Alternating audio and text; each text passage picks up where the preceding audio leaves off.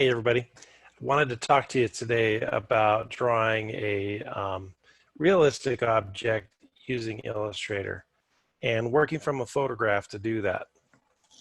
So let's set up my screen and see what I've got going. So here is a simple object like a pair of sunglasses, and I want to walk through the steps that you could use to recreate this using vector art. First things first, we're working from a photograph. And I think that's important. You need to either work from a detailed drawing that you've done or a photo that you've taken so that you can get a realistic looking object.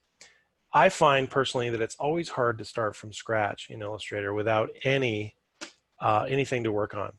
Usually, most artists I know are working from a photo or a scan of a sketch so that they have something to trace. If I was trying to make up a set of sunglasses from scratch without looking at anything else, I think it'd be really, really hard. And I always find it's much easier to have kind of that safety net of something to work from. So to set that up properly, if I go to my layer palette, what I've got is the original photograph on a layer by itself. And what I do is I lock the layer so I don't accidentally disturb the photograph. And then I do my drawing on the layer above. Now, looking at this object, I want to decide how to draw the different pieces. What I would not want to do is try to trace the entire silhouette of this object all in one piece. Instead, I think we could look at the object and kind of draw it naturally, meaning this object itself is made out of, 4 or 5 different parts.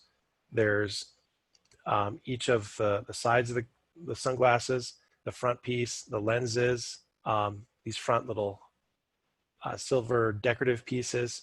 So those pieces should be drawn separately. It's much easier to control the coloring and the shading that way as well. Another thing too, when drawing a three-dimensional object, is dealing with depth and the actual surface of the object. So you've got edges and ridges and highlight areas that could also be drawn as separate pieces to give that detail. So I'm going to go kind of fast here. And my process typically involves using the pen tool and doing a drawing. And so in this case, I'm going to go ahead and let's say I'm going to draw here the front of these Wayfarers, these Ray-Bans. And I'm going to go around and just trace that silhouette.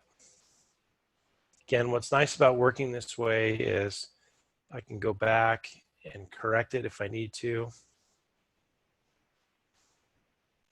But again, I'm going to go kind of quickly.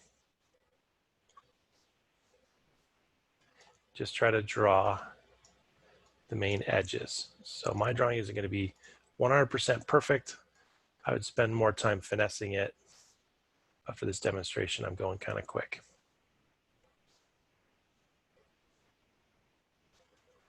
Okay, I'm going to thicken that up so you can see the outline I drew. Okay, I drew that basic outline. Some of these areas are a little sharp, but I need to smooth them out a little bit, dragging the handlebars.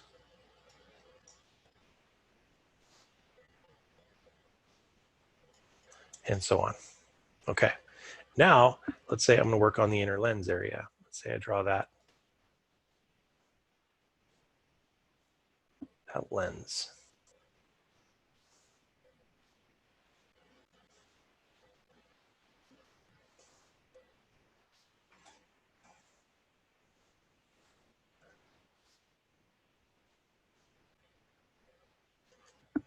Okay. So again, I don't want to noodle this too much, but there it is. I'm going to skip over and ignore some of the other pieces just because I want to get ahead. All right. Let's say now that I want to focus on creating the surface color, and I want to create some of these highlight areas, and then I want to deal with this transparency issue that I have for the handle here of the glasses. Let's start by picking a base color for the Ray-Bans themselves. And you can see if you zoom in There are some very subtle details here, these highlights that are there. And if you're trying to create that, you have a couple choices. You could try using the mesh tool to do that. You could try using gradients. And I'm going to use a combination of maybe gradients and superimposed shapes to create that effect. And let's show how that might work. First thing I want to do is select kind of a base color for this and create maybe even a base gradient, because you can see there's kind of a transition from kind of a medium gray to a darker gray, and that could be kind of a smooth gradient across the entire surface of the object. So that's what I'm going to create. I'm going to go ahead and turn off that stroke color. I'm going to look for a swatch. And unfortunately, there isn't a pre-built swatch that's going to match what I want. So I'm going to go ahead and just add a swatch to this, to these glasses. And then I'm going to modify that gradient swatch. So I'm going to open the gradient menu, pull that aside here, and I'm going to double click the white side, and I'm going to just manually create. I could, if I wanted, use the eyedropper. Maybe I'll pick a gray from the surface of that right there, and then maybe make it a little bit lighter. Don't know how visible this is going to be on the recording screen, but basically I want it to be kind of a subtle transition across. Okay, that's going to work. Next, I want to get back and I want to do the same thing in an interesting way. I want to make a gradient for the lens. So actually, I need to see through this object again. So I'm going to click on the glass structure. I'm going to hide it temporarily. I could do that here by just going to the object menu. I'm going to hide that selection. So I'm going to make visible again the image. I'm going to click on that lens. And what I'm going to do is use my eyedropper and just try to pick up that green color. Now this one too has a subtle gradient. So if I wanted, I could go back to my swatches, start with a basic gradient, and maybe this time I would change the black of that black and white gradient to this green. Oops, I clicked the wrong thing. So in the gradient window, I need to select the color, click on that eyedropper, pick that green, select the white of the gradient, click on the eyedropper, click that brownish color.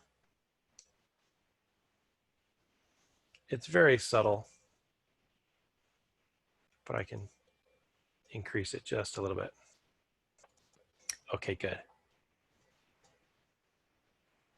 And then the last thing I'm going to do is I'm going to hide this. Go ahead and hide that lens piece. And I'm going to go ahead and quickly draw this little handle. So I'm going to come in here, trace this little piece. It's picking up the green from the lens. I'm going to change that to a black. There we go.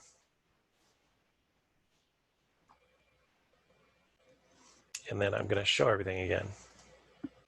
Okay, so there. Now you can see kind of the makings of that sunglass. I've got that background piece there. What I might even do is change the opacity of that so it blends a little more. I could also use the transparency palette to mess with that, and I think I will. I'm going to go here to the transparency palette, and notice how it's set to normal. Let's set that to multiply. That's going to make it look like it's faded through a little better than it was just turning it gray. Okay, now let's look at some other details. Let's say I want to have kind of an inner shadow, kind of that bevel on this side, maybe a highlight up here. These would all be new pieces that I would draw. So I would draw this additional shape here. And I'm going to go ahead and color it bright red so you can see it as I build it up. Go ahead and draw this inner bevel piece, tracing the inside edge of that lens and then making it return back up to the top piece. And these are all things that I would find by studying the actual photograph itself.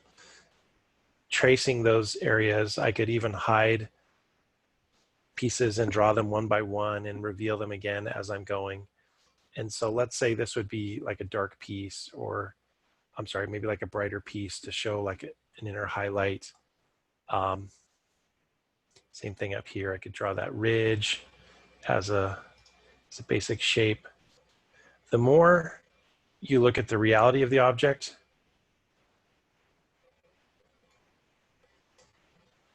the more you can actually pick up from the object and create the appearance of that three-dimensional quality.